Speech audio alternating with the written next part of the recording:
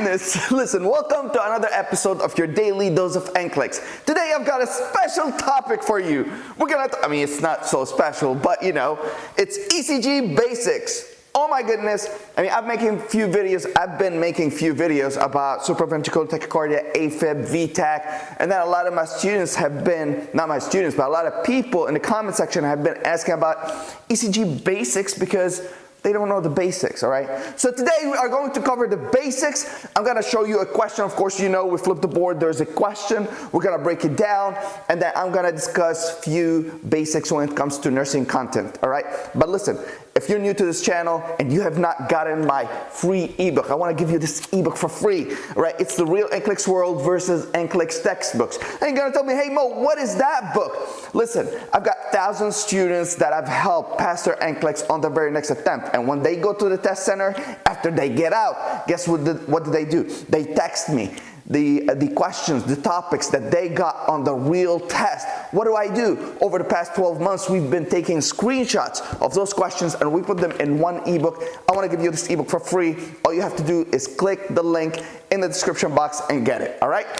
Let's start. We're going to flip the board and let's start with the question, all right? You know, the algorithm that we use while breaking down NCLEX questions, we might not use it with this one because this is a level 1 question, all right? So you should know it. It's basic information and you should know it, all right? So, but you know, we read the question 3 times and every time we follow a different process. First time we read general reading, the second time we're looking for keywords, and the third time we're rephrasing the question in our own words so that we understand what the examiner wants from us, all right? Now I'm gonna read the question. The nurse wants to determine the heart rate while holding a 6-second strip. The nurse counts 7 QRS complexes. What is the heart rate, all right? Now, I read it general reading. Sorry about the shadows, I'm trying to play with lights. Now I read it general reading. The second time I'm gonna read it, I'm gonna break down the keywords, all right? So if I say, the nurse wants to determine the heart rate. Now, what am I looking for? I'm looking for the heart rate, right? On a 6-second strip, it is vital. The nurse counts 7 QRSs, of course, another keyword, that's 7 QRS complexes. What is the heart rate, all right? Now, I read the option. If I want to rephrase it in my own hands, in my own words, it's like super easy. I'm holding a 6 ECG strip, 6-second ECG strip, and I'm looking at it, and I want to determine the heart rate. And then I look at the QRS complexes, and then there are 1, 2, 3, 4, 5, 6, 7 on a 6-second strip, right? What's the heart rate? Is it 88? Is it 70? Is it 80? Is it 32? All right? So you already know the answer is 70. Again, I'm not gonna break every option, but basic information is for you to calculate the heart rate, then you've gotta count how many QRS complexes, right? So QRS complexes multiplied by 10, all right? So 7 multiplied by 10, that's 70 beats per minute, all right? So that is the answer, that's the heart rate. That's why the answer is option number 2, all right? So now that's basic information, right? Now, let me break down. I'm gonna flip the board again because I wanna draw an ECG beat, right? One complex, and it starts with a P wave, right? And then you've got a QRS, and then you've got a T wave, all right? So that's a basic, you know, beat. This is a P wave. I'm gonna write P. This is Q, P, Q, P, Q, R, S, and this is a T wave, all right? Now, if you look at an ECG strip, you're gonna see that it is like large boxes and small boxes. I'm gonna draw only 2 large boxes, and every large box has 5 small boxes, right?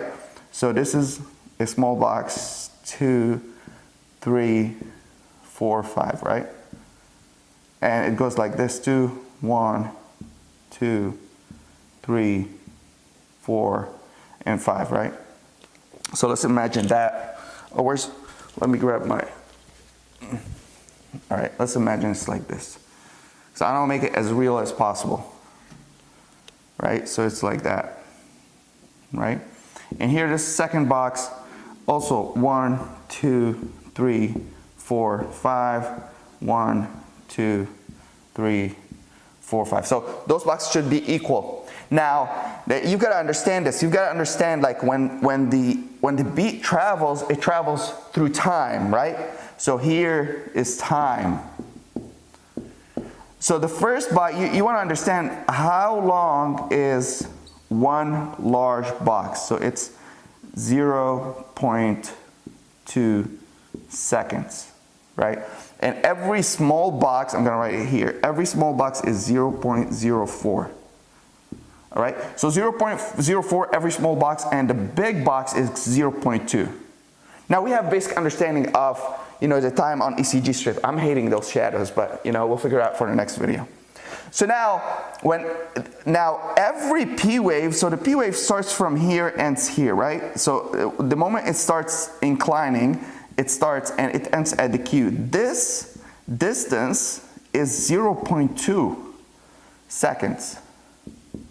Right, so the normal is between 1.2 and 0.12, right? 0.12 and 0.2 seconds, which is 3 small squares, 3 small to 5 small squares, right? But the 0.2 can also be one large box, right? So 3 small squares to 5, that's the normal, or one large box. Now when it comes to the QRS, the QRS normal is 0.06 to 0.1, right? So if you calculate 0.06 is 1, because 0.04, right? So it's 1.5 small boxes or squares. And the 0.1 is 2.5 small boxes, right? So you've got to know this, and let me write here the PR interval, which is the P wave, right? P wave, or let me write here, PR interval or P wave is 0.12 to 0.2, which is what we just said, like 3 small or 1 large box. Right, so now you understand basics, right? This is the basics when it comes to the time. Now, if you have a wide QRS complex, if you've got a P wave and then a QRS is like that, right? And then a T wave. Now this is larger. Let's say this is one large box. One large box, which is 0.2 seconds, okay? Which is more than the 0.1, then this means this is a wide QRS, right? So when we look, I'm gonna flip the board again, erase a little bit, and then show you a few numbers. But if I'm looking, there are 4 things that you look for when you are discussing ECG, when you're reading an ECG strip, right? And I'm gonna flip the board, or you know what, I'm gonna write it here. I'm gonna keep this.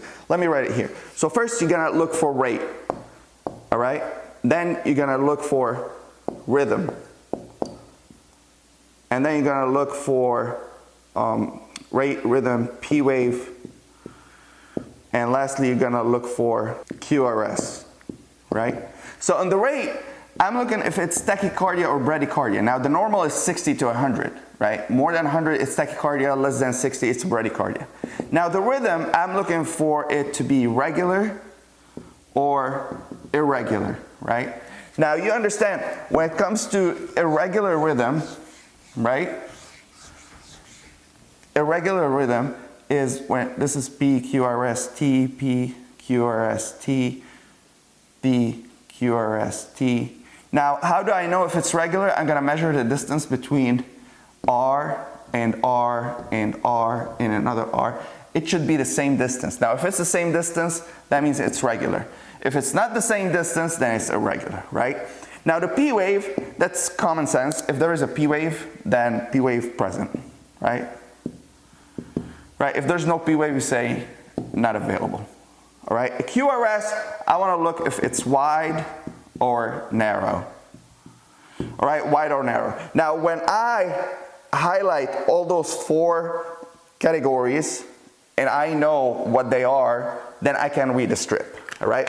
So if I can highlight those and I know the numbers, then I can read an ECG strip. But those are the basics. Now, you watch this video, what I want you to do is to go back and watch, for example, the AFib video, atrial fibrillation, or supraventricular tachycardia, or ventricular tachycardia, or whatever the case might be, all my ECG videos. And then when you know those information, everything else will make sense. Listen, I want to give you another free ebook.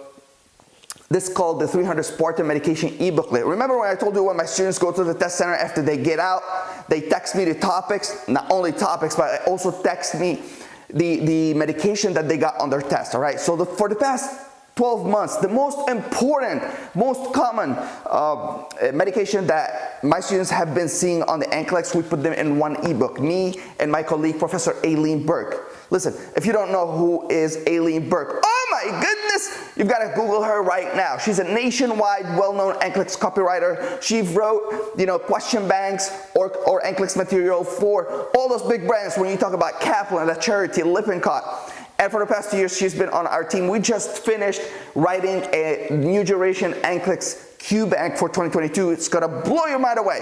But this is a different thing, right? This is the 300 Spartan Medication e-booklet, and what we did, all those 300 questions, we broke them, 300 medication, we broke them down. And we wrote the name of the drug, indication, side effects, and patient teaching, which is everything you need to know about medication. So if you've got this and you master it, there's no way you are going to answer a medication question the wrong way on the NCLEX, all right? And when it comes to medication calculation, oh my goodness, that's level 1 questions. Where did I write level 1? Those are level 1 questions that you need to nail them. Now, if you're studying for the NCLEX and you need help, listen, my name is Mo. On the internet, I'm known as Alpha Slice. So follow me on Instagram at Alpha Slice and NCLEX Q-Bank. I've helped thousands of students pass their test on the very next attempt. And of course, I can help you. You can be next in line. So I'm hosting a free webinar where I teach people just like you, what are the strategies that my students use? What are the tools that my students use for them to pass the NCLEX on the very next attempt? We call it the NCLEX Blueprint. All you have to do is text the number in the description box or here on the screen, and we will send you the link for the webinar. It's gonna blow your mind away, all right? Love your face. See you on the next Dose of NCLEX video. I just checked my quick results, and I'm proud to say I'm an RN. First, I want to give thanks to God. Next, I want to say thank you. Thank you, Alpha Slice. Thank you, Mo. And thank you, Joe, for all the help, all the enthusiasm you put into that learning that really stuck into me. I really appreciate everything. I'm a mother of 4. It was not a joke. I tried Remar, I tried UWorld. Nothing stuck to me. But one time, I tried Alpha Slice. And it made a difference. Thank you. Thank you so much. I'm proud to say I'm an RN.